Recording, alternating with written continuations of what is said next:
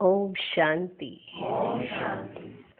आज की तारीख है 23 जुलाई 2015। साकार महावाक्य। बाबा कहते, मीठे बच्चे, जो सर्व की सदगति करने वाला जीवन मुक्ति दाता है, वह आपका बाप बना है।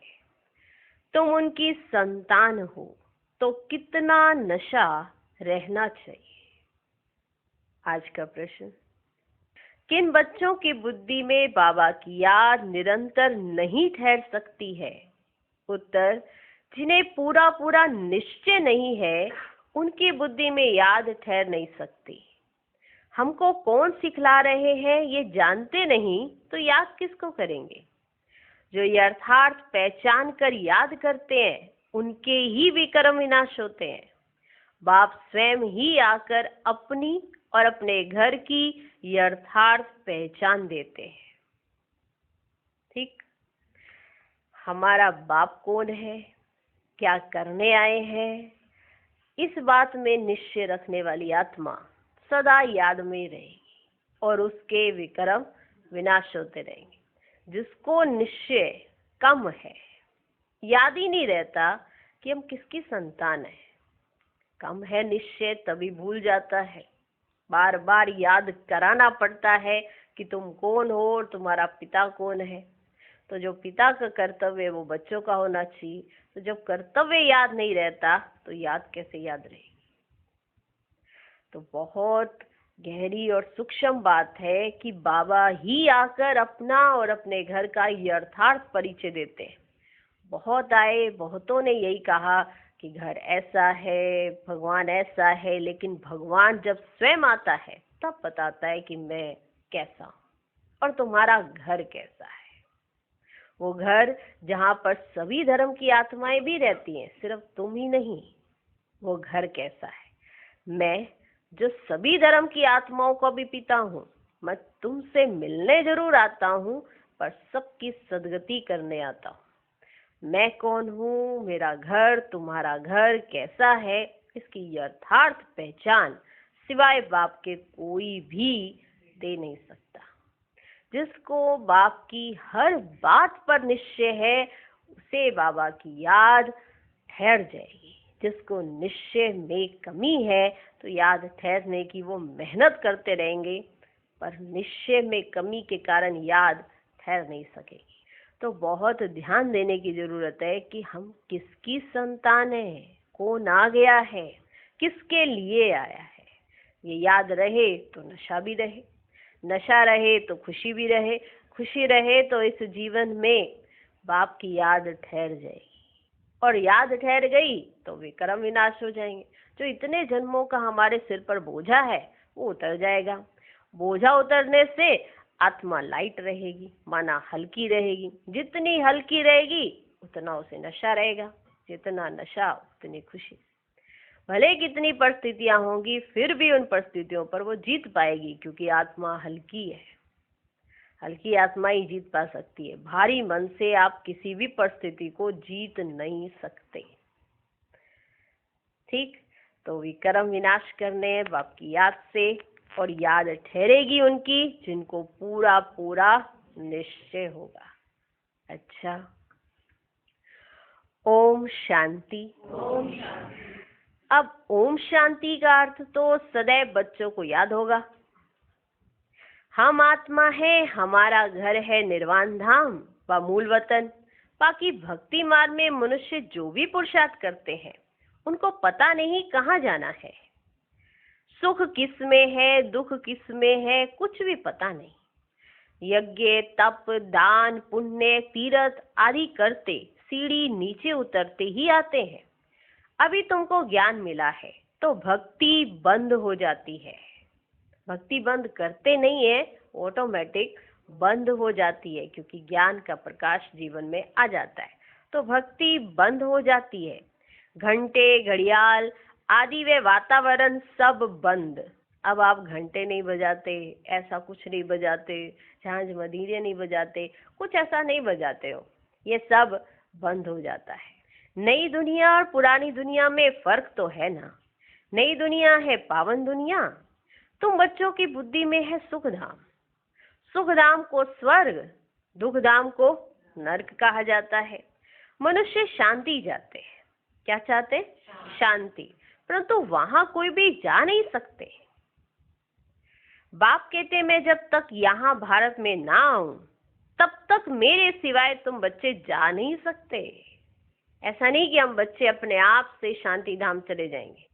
जब तक बाप भारत में ना आए तब तक कोई भी बच्चा वापस जा ना सके। भारत में ये शिव जयंती गाई जाती है। निराकार जरूर साकार में आएगा ना। शरीर बिगर आत्मा कुछ कर सकती है क्या?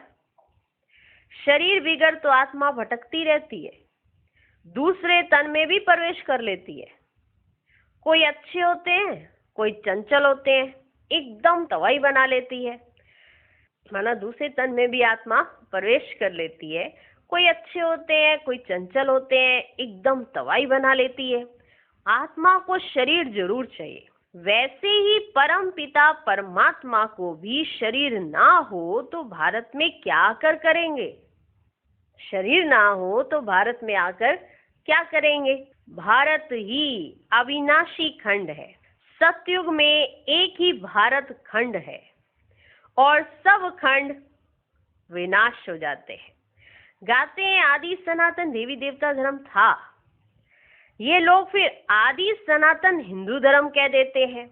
वास्तव में शुरू में कोई हिंदू नहीं, देवी देवताएं थे। यूरोप में रहने वाले अपने को क्रिश्चियंस कहते हैं। क्रिश्चियंस कहते हैं ना, यूरोपियन धर्म थोड़े ही कहेंगे। ये हिंदुस्तान में रहने वाले हिंदू धर्म कह देते। जो दैवी धर्म श्रेष्ठ थे वही 84 जन्मों में आते धर्म भ्रष्ट बन गए हैं। देवता धर्म के जो होंगे वही यहाँ आएंगे। अगर निश्चय नहीं तो समझो इस धर्म के नहीं है। भले यहाँ बैठे होंगे तो भी उनकी समझ में नहीं आएगा। वहां कोई प्रजा में कम पद पाने वाला होगा। चाहते सब सुख शांति है, वह तो होता ही है सतयुग में। सब तो सुख धाम में जा नहीं सकते। सब धर्म अपने अपने समय पर आते हैं। अनेक धर्म है, झाड़ वृद्धि को पाता रहता है। मूल थूर है देवी देवता धर्म, फिर है 3 ट्यूब। स्वर्ग में तो यह हो ना सके। द्वापर से लेकर नए धर्म निकलते हैं। इनको वैरायटी ह्यूमन ट्री कहा जाता है। विराट रूप अलग है, ये वैरायटी धर्मों का झाड़ है। किस्म किस्म के मनुष्य। तुम जानते हो कितने धर्म है? सतयुग आदि में एक ही धर्म था, नई दुनिया थी। बाहर वाले भी जानते हैं भारत ही प्राचीन भविष्यत था। बाहर वाले भी जानते हैं कि भारत ही प्राचीन भविष्यत था। बहुत साहूकार था, इसलिए भारत को बहुत मान मिलता है। कोई साहूकार गरीब बनता है तो उस पर तरस खाते हैं। जो पहले साहूकार हो और फिर गरीब बन जाए तो उस पर तरस खाते हैं। बेचारा भारत क्या हो पड़ा है। ये भी ड्रामा में पार्ट है। कहते भी हैं सबसे जास्ती रहम दिल ईश्वर ही है और आते भी भारत में है। गरीबों पर जरूर साहूकारी रहम करेंगे ना। बाप है बेहद का साहूकार, ऊंच से ऊंच बनाने वाला। तुम किसके बच्चे बने हो वह भी नशा होना चाहिए कि तुम किसके बच्चे बने हो, वह भी नशा होना चाहिए। परम पिता परमात्मा शिव की हम संतान हैं, जिसको ही जीवन मुक्ति दाता सदगति दाता कहते हैं। जीवन मुक्ति पहले पहले सतयुग में होती है। यहाँ तो है जीवन बंद। भक्ति मार्ग में पुकारते हैं बाबा बंधन से छुड़ाओ। अभी तुम पुकार नहीं सकते, अभी तुम पुकार नहीं सकते, क्योंकि मालूम है कि भगवान आ गया है और बंधन से छुड़ाने आ गया है। अब बार बार ये पुकारोगे नहीं, क्योंकि भगवान आ गया है।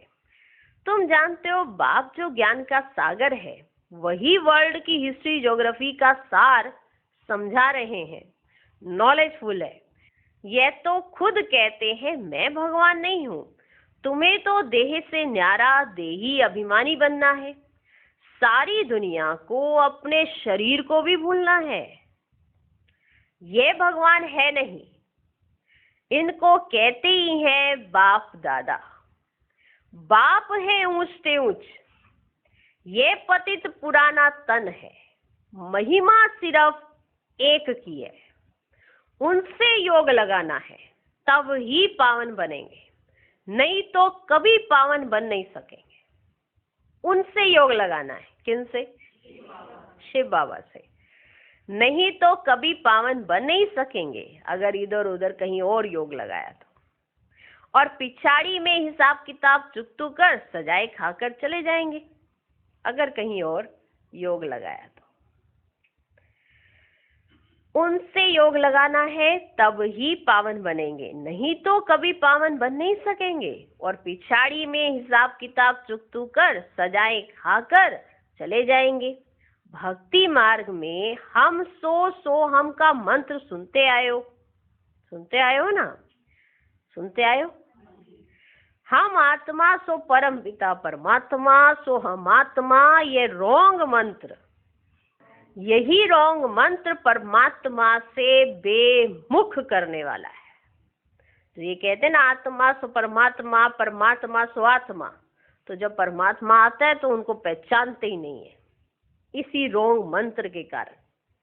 ये मंत्र परमात्मा से बेमुख करने वाला है।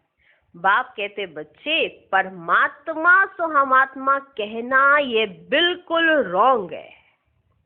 अभी तुम बच्चों को वर्णों का भी रहस्य समझाया गया है। हम सो ब्राह्मण हैं, फिर हम सो देवता बनने के लिए पुरुषार्थ करते हैं। हम सो का अर्थ समझ में आया? हम सो ये नहीं कि आत्मा सो परमात्मा, ये रॉन्ग है, बिल्कुल रॉन्ग है। हम सो ब्राह्मण हैं, फिर हम सो देवता बनने के लिए पुरुषार्थ करते हैं। फिर हम सो देवता बन क्षत्रिय वर्ण में आएंगे। और कोई को थोड़ी पता है हम कैसे 84 जन्म लेते हैं, किस कुल में लेते हैं। तुम अभी समझते हो ब्राह्मण है, बाबा तो ब्राह्मण नहीं है, बाबा तो ब्राह्मण नहीं है, शिव बाबा तो ब्राह्मण नहीं है, तुम ही इन वर्णों में आते हो। तो समझा हम सो का अर्थ।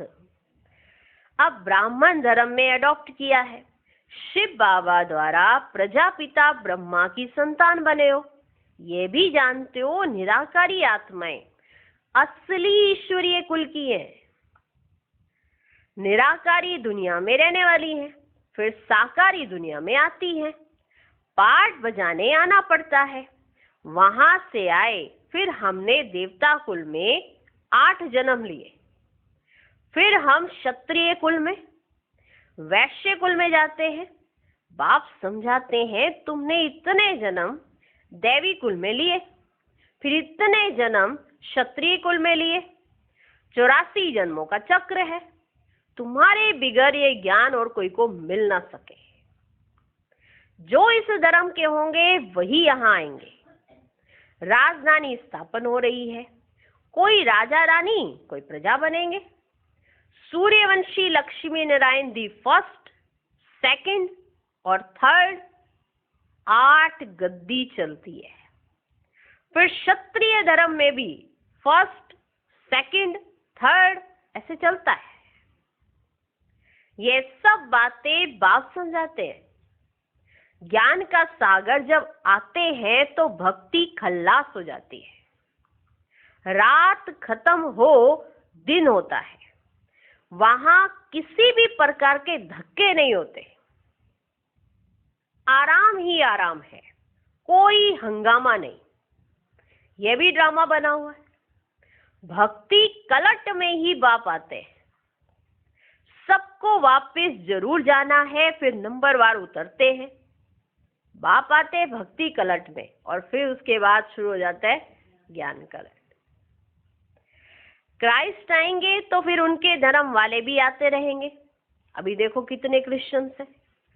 क्राइस्ट हो गया क्रिश्चियन धर्म का बीज। जब क्राइस्ट आए उनके पिछाड़ी कितने क्रिश्चियंस आ गए। इस देवी देवता धर्म का बीज कौन है? क्राइस्ट आए तो क्रिश्चियंस आए। इस देवी देवता धर्म का बीज है परम पिता परमात्मा शिव। तुम्हारा धर्म स्थापन करते हैं परम पिता परमात्मा। तुमको ब्राह्मण धर्म में किसने लाया? किसने लाया तुमको ब्राह्मण धर्म में? बाप ने अडॉप्ट किया तो उनसे छोटा ब्राह्मण धर्म हुआ। ब्राह्मणों की चोटी गाई जाती है, यह है निशानी चोटी। फिर नीचे आओ तो शरीर बढ़ता जाता है। ये सब बातें बाप ही बैठ समझाते हैं। जो बाप कल्याणकारी है वही आकर भारत का कल्याण करते। सबसे अधिक कल्याण तो तुम बच्चों का ही करते। तुम क्या से क्या बन जाते हो?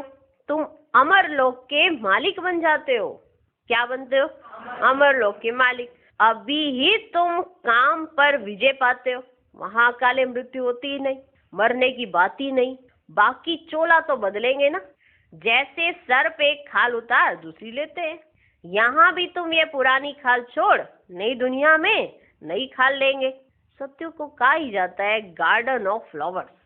कभी कोई कुवचन वहां नहीं निकलता, माना ऐसे अब शब्द ही नहीं है वहां पे। कभी कोई कुवचन वहां नहीं निकलता। यहाँ तो है ही कुसंग, माया का संग है ना, इसलिए इनका नाम ही है रौरव नर्क।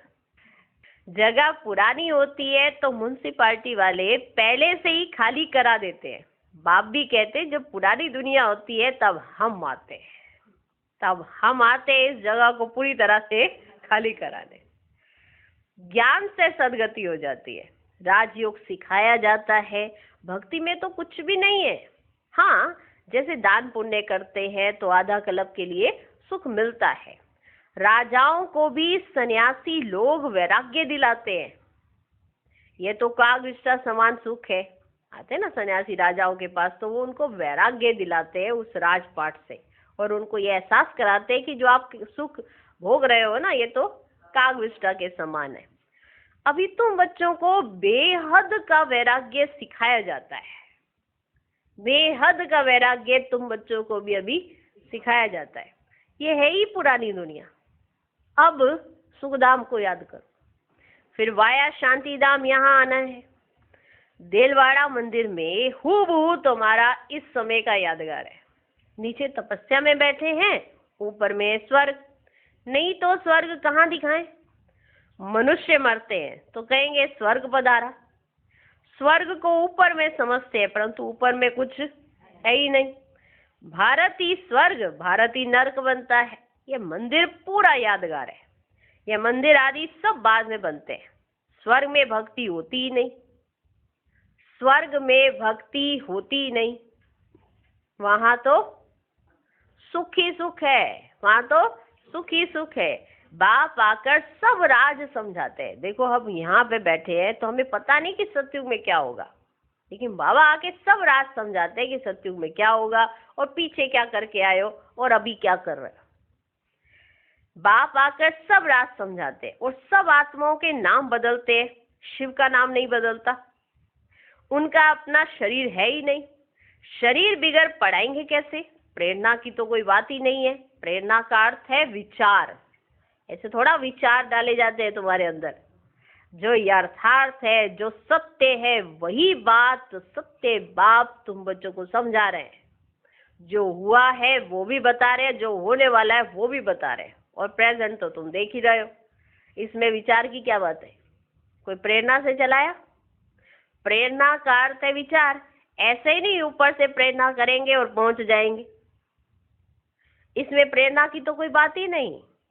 जिन बच्चों को बाप की पूरी पहचान नहीं, पूरा निश्चय नहीं, उनकी बुद्धि में याद भी ठहरेगी नहीं। हमको कौन सिखला रहे हैं वे जानते नहीं तो याद किसको करेंगे? बाप की याद से ही तुम्हारे विक्रम विनाश होंगे। जो जन्म जन्मांतर लिंग को ही याद करते हैं, समझते यह परमात्मा है, उनका यह चिन्ह है, वह है निराकार, साकार नहीं है। बाप कहते मुझे भी प्रकृति का आधार लेना पड़ता है, मुझे भी प्रकृति का आधार लेना पड़ता है, नहीं तो तुमको सृष्टि चक्र का राज कैसे समझाऊं? कैसे समझाऊं तुमको सृष्टि चक्र का राज? यह है रूहानी नॉलेज। रूहों को ही ये नॉलेज मिलती है। ये नॉलेज एक बाप ही दे सकते हैं। पुनर्जन्म तो लेना ही है। सब एक्टर्स को पार्ट मिला हुआ है। निर्वाण में कोई भी जा नहीं सकते, अपने आप कोई भी वापस जा नहीं सकते, मोक्ष को पा नहीं सकते। और वो मेहनत कर रहे हैं कि हम मोक्ष की प्राप्ति कर लें। मोक्ष को कोई भी पा नहीं सकते और कोई भी वापस बीच में से तो जा नहीं सकते। जो नंबर 1 विश्व के मालिक बनते हैं वही 84 जन्म में आते हैं, वही 84 जन्मों में आते हैं। चक्र जरूर लगाना है। मनुष्य समझते हैं मोक्ष मिलता है। कितने मतांतर है। वो समझते हैं मोक्ष मिलता है और भगवान बताते हैं कि मोक्ष कुछ होता ही नहीं है। मोक्ष हो तो तुम्हारा पार्ट ही नहीं हो, और तुम्हारा पार्ट ही नहीं हो तो तुम्हें पता ही कैसे हो किस चीज के लिए तुम पुरुषार्थ कर रहे हो। ये पुरुषार्थ मोक्ष के लिए करने के लिए, यानी कि तुम पार्ट में आए ना, ये पार्ट भी तो प्ले कर रहे हो कि मुझे मोक्ष चाहिए। ये भी तो पार्ट है एक तरह का, कि मोक्ष की प्राप्ति के लिए इतनी समाधियां लगाते हैं, इतनी तपस्या करते हैं। किसके लिए? मोक्ष के लिए, कि वापिस ना आए। वापिस तो आना ही पड़ता है, वापिस तो आना ही पड़ता है। कितने मतांतर है। वृद्धि को पाते ही रहते हैं, वापिस कोई भी जाते नहीं। बाप ही 84 जन्मों की कहानी बताते हैं कि होता क्या है, बच्चे क्या समझकर बैठे हैं और रियलिटी में होता क्या है, ये भगवान ही आकर बताते हैं। तुम बच्चों को पढ़कर फिर पढ़ाना है। ये रूहानी नॉलेज तुम्हारे सिवाय और कोई दे ना सके। ना शूद्र ना देवताएं दे सकते। ना शूद्र ये नॉलेज दे सकते, ना देवताएं ये नॉलेज ले सकते या दे सकते। सतयुग में दुर्गति कोई होती ही नहीं जो नॉलेज मिले। नॉलेज किस लिए मिली? सदगति के लिए। अब सतयुग में कोई दुर्गति होती ही नहीं जो नॉलेज मिले। ये नॉलेज है ही सदगति के लिए। अब सतयुग में दुर्गति ही नहीं तो सदगति के लिए नॉलेज की क्या जरूरत पड़ी है? यह नॉलेज है ही सदगति के लिए। सदगति दाता, लिबरेटर, गाइड एक ही है। सिवाय याद की यात्रा के कोई भी पवित्र बन ना सके। सिवाय याद की यात्रा के कोई भी पवित्र बन ना सके। सजाएं जरूर खानी पड़ेंगी, पद भी भ्रष्ट हो जाएगा। सबका हिसाब किताब चुकतू तो होना है ना। तुमको तुम्हारी ही बात समझाते हैं, और धर्मों में जाने की क्या पड़ी है। तुमको तुम्हारी कही हुई बातें ही बाप समझा रहे हैं, और धर्मों में जाने की क्या पड़ी है। भारतवासियों को ही यह नॉलेज मिलती है। बाप भी भारत में आकर 3 धर्म स्थापन करते हैं। अभी तुमको शूद्र धर्म से निकाल उच्च कुल में ले जाते हैं। वह है नीच पतित कुल। अब पावन बनाने के लिए तुम ब्राह्मण निमित्त बनते हो। इनको रुद्र ज्ञान यज्ञ कहा जाता है। रुद्र शिव बाबा ने यज्ञ रचा है। इस बेहद के यज्ञ में सारी पुरानी दुनिया की आहुति पड़नी है, फिर नई दुनिया स्थापन हो जाएगी। पुरानी दुनिया खत्म होनी है। तुम ये नॉलेज लेते ही हो नई दुनिया के लिए। देवताओं की परछाई पुरानी दुनिया में नहीं पड़ती। तुम जानते हो कि कल्प पहले जो आए होंगे वही आकर ये नॉलेज लेंगे। नंबरवार पुरुषार्थ अनुसार पढ़ाई पढ़ेंगे। मनुष्य यहाँ ही शांति चाहते हैं। अब आत्मा तो है ही शांति धाम की रहने वाली, बाकी यहाँ शांति कैसे हो सकती? इस समय तो घर घर में अशांति है। रावण राज्य है ना। सत्युग में बिल्कुल ही शांति का राज्य होता है। एक धर्म, एक भाषा होती है। अच्छा, मीठे मीठे सिकिलधे बच्चों प्रति माता पिता बाप दादा का याद प्यार और गुड मॉर्निंग। रूहानी बाप की रूहानी बच्चों को नमस्ते। हम रूहानी बच्चों की भी रूहानी बाप को नमस्ते नमस्ते नमस्ते। Good morning good morning good morning. हम सो हम, आत्मा सो परमात्मा नहीं है, ब्राह्मण सो देवता, देवता सो क्षत्रिय, क्षत्रिय सो वैश्य, वैश्य सो शूद्र, सो ब्राह्मण। ये है हम सो। और ये आत्मा के ऊपर, परमात्मा के ऊपर नहीं है कि परमात्मा सो ब्राह्मण, ऐसे नहीं है। आज बाबा ने कहा ना कि मैं तो ब्राह्मण नहीं हूँ, मैं इन सब चक्रों से बिल्कुल अलग हूँ, इस चक्कर में आने वाले तुम हो। मैं चक्कर में क्यों आऊँ? हाँ, मेरे चक्कर में पार्ट जरूर है, पर मैं चक्कर में नहीं आता। इस चक्र में तुम घूमते हो। मैं आता हूँ तो तुम्हें समझा देता हूँ कि ये चक्र कैसे घूमता है, चक्र की नॉलेज तुमको दे देता हूँ, इसलिए तुम मेरे समान नॉलेजफुल बन जाते हो। मेरे समान नॉलेजफुल बनने के कारण ही भक्ति मार्ग में तुम्हारी भी पूजा होने लग जाती है। कमाल की बात है। ज्ञान का सागर मैं और मास्टर ज्ञान के सागर तुम बन जाते हो, इसीलिए तुम्हारी इतनी पूजा होती रहती है। मालिक बनाने आया तुम्हें मैं, पर विश्व के मालिक तुम बन जाते हो। सत्यु के महाराजा महारानी तो तुम बन जाते हो, मैं तो नहीं बनता। मैं बनाकर जाकर बैठ जाता हूँ, क्योंकि माता पिता का यथार्थ रोल परम पिता परमात्मा ही बजाते हैं। आपके लौकिक माता पिता पहले एक गद्दी पे बैठेंगे, फिर आपको बिठाएंगे, ठीक है ना। कोई भी कारोबार वो खुद करेंगे, फिर आपको उसके ऊपर गद्दी पर बिठा देंगे। पर ये एक ही मेहनत करते हैं कि तुमको कैसे सेट करना है, खुद उस गद्दी पे बिल्कुल नहीं बैठते। कमाल है। तो ये हम सो हमको यथार्थ पहचाने कि ये क्या है हम सो हम, तो ही हम जान सकते हैं, दूसरों को समझा सकते हैं। अब दूसरों ने तो उल्टा अर्थ निकाल दिया है कि आत्मा सो परमात्मा। इसे जब परम पिता परमात्मा आते भी है ना, तो पहचानते ही नहीं, सोचते हैं हम ही परमात्मा है। अब जब मनुष्य अपने आप को ही परमात्मा कह रहा है, तो सामने से जब परमात्मा आके कहते हैं कि मैं आ गया हूँ, तो कहते हैं नहीं हम ही परमात्मा है, तो रॉन्ग हो जाता है। इसलिए हम सो हम का यथार्थ अर्थ हम बच्चों को समझाना है, क्योंकि हम बच्चों को डायरेक्ट परम पिता परमात्मा ने समझाया है कि हम सो हम का यथार्थ अर्थ क्या है। ठीक है जी।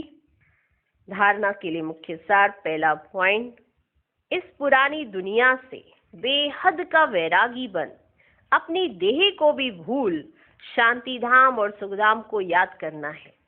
निश्चय बुद्धि बन याद की यात्रा में रहना है। दूसरा पॉइंट, हम सो हम के मंत्र को यथार्थ समझकर अब ब्राह्मण सो देवता बनने का पुरुषार्थ करना है। सभी को इसका यथार्थ अर्थ समझाना है। आज का वरदान, सदा श्रेष्ठ और नए प्रकार की सेवा द्वारा वृद्धि करने वाले सहज सेवाधारी भव। संकल्पों द्वारा ईश्वरीय सेवा करना, यह भी सेवा का श्रेष्ठ और नया तरीका है। जैसे जौहरी रोज सुबह अपने हर रतन को चेक करता है कि साफ है, चमक ठीक है, ठीक जगह पर रखे हैं, ऐसे रोज अमृत वेले अपने संपर्क में आने वाली आत्माओं पर संकल्प द्वारा नजर दौड़ाओ। जितना आप उन्हों को संकल्प से याद करेंगे, उतना वह संकल्प उन्हों के पास पहुंचेगा। इस प्रकार सेवा का नया तरीका अपनाते वृद्धि करते चलो। आपके सहज योग की सूक्ष्म शक्ति आत्माओं को आपके तरफ स्वतः आकर्षित करेगी। आज का स्लोगन, बहानेबाजी को मर्ज करो और बेहद की वैराग्य वृत्ति को इमर्ज करो। ओम शांति।